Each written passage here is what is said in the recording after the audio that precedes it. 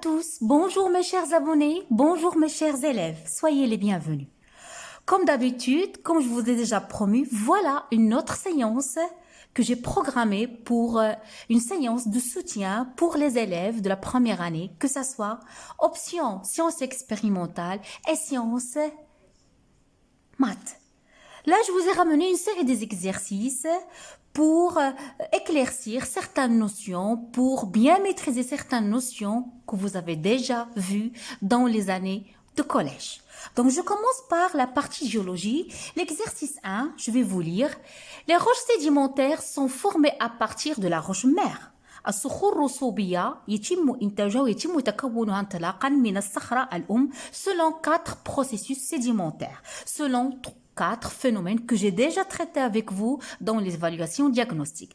Quels sont ces processus? Donc vous le savez déjà, c'est l'érosion, le transport, la sédimentation, et la diagénèse, donc on part, regardez, c'est un cycle sédimentaire, donc on part d'une roche-mère qui va subir une dégradation, une fragmentation, un effritement, une érosion, que ce soit érosion mécanique ou bien érosion chimique. Qu'est-ce qu'on va obtenir? Regardez, on va obtenir des éléments détritiques, des débris qui seront transportés, qui vont subir le processus du transport, à savoir que ce soit le glacier, que ce soit un transport éolien par le vent ou bien un transport hydrique par l'eau. Puis, lorsque la vitesse de l'agent du transport va diminuer, ça va conduire à le processus de la sédimentation à Tarassop dans un bassin des sédimentaires, suivi par la formation d'une roche sédimentaire par le processus de la diagénèse à Tassakhor. Donc, j'espère que tout est clair. Donc, je passe à des questions à multiples choix. J'ai pas donné les réponses, on va les travailler tous ensemble. Donc, l'érosion. Qu'est-ce que c'est l'érosion? J'en ai 4. Est-ce que, petit a, il transforme les paysages, il forme les fossiles, il est dû uniquement à l'homme, il peut être causé par la pluie. Donc, parmi ces 4 réponses, laquelle elle est juste? Effectivement, l'érosion, il transforme les paysages, ça modifie les paysages. C'est juste. Est-ce qu'il forme des fossiles? Non. Elle est due uniquement à l'homme? Non, parce qu'il y a différents agents qui interviennent dans l'érosion. Est-ce qu'elle peut être causée par la pluie? Effectivement, oui. Je passe à la 3e question. Le terme d'érosion désigne quoi? Le transport des sédiments, l'altération de la roche, le dépôt des sédiments, la formation des fossiles. Donc, je commence par la dernière. La formation des fossiles, c'est, comment on appelle la formation des fossiles? C'est la fossilisation. Al-istihata. Amaliyat al-istihata. Le dépôt des sédiments. C'est quoi le dépôt des sédiments? C'est le phénomène de la sédimentation. At-tarassub. Donc, c'est faux. Le transport des sédiments. ظاهرة نقل الرواسب. ليس هذا هو معنى التعرية. Donc, l'érosion, c'est quoi? C'est l'altération de la roche. Voilà la bonne réponse. Je passe à la 4e question. Les sédiments se transforment en roche. الرواسب تتحول إلى صخور. Grâce à l'action du froid en hiver? Non. Grâce à l'action de l'homme? Grâce à l'action du vent? Ça, ce sont des agents qui permettent l'érosion. Ce ne sont pas des agents qui permettent la transformation des sédiments en roche. Donc, quels sont les facteurs qui interviennent dans la sédimentation pour qu'un sédiment fin se transforme en une roche compacte? C'est le facteur de la pression. C'est ça la bonne réponse.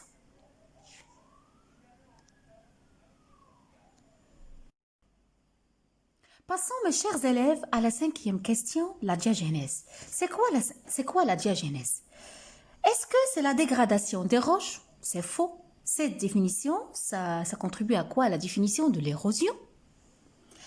Est-ce que c'est la transformation des sédiments en roches consolidées? Oui, effectivement, c'est la bonne réponse. C'est la transformation des sédiments en roche consolidée تحول الرواسب الدقيقة إلى صخور متماسكة. Est-ce que c'est la formation des fossiles? C'est faux.